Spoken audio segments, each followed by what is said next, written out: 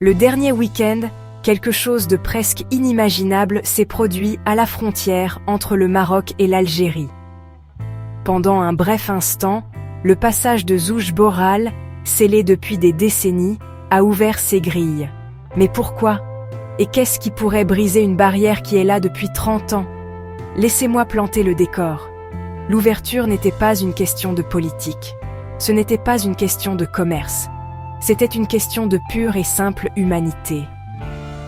2 jeunes hommes marocains, détenus en Algérie depuis plus de 2 ans, étaient décédés. Leurs familles attendaient, désespérées, leur retour, ne serait-ce que pour les enterrer.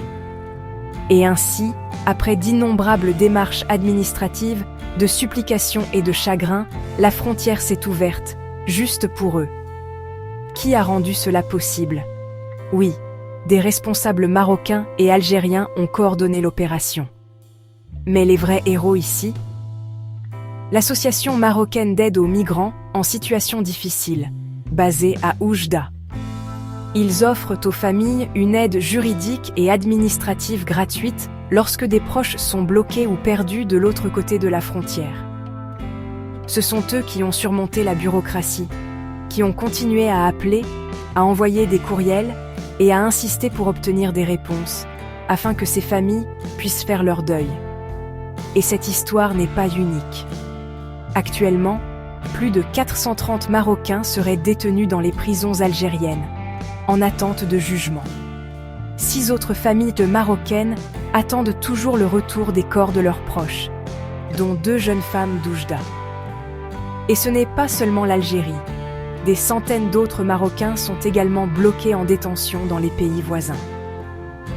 Ce n'était pas la première fois que la frontière s'ouvrait pendant quelques heures cette année.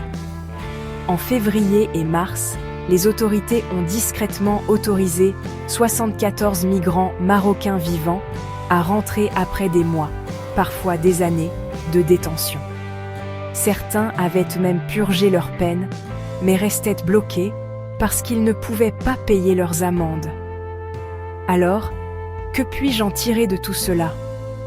Au-delà des gros titres, au-delà de la politique, il y a de vraies personnes, des familles qui veulent juste faire leur deuil, des vies mises en suspens par des lignes tracées sur une carte. Parfois, un petit geste, une frontière qui s'ouvre pendant quelques heures, nous rappelle à tous que la dignité humaine doit toujours primer sur la politique. Si vous voulez rester informé sur le Maroc, l'Algérie et les vraies histoires qui nous lient, abonnez-vous et rejoignez-moi pour en savoir plus.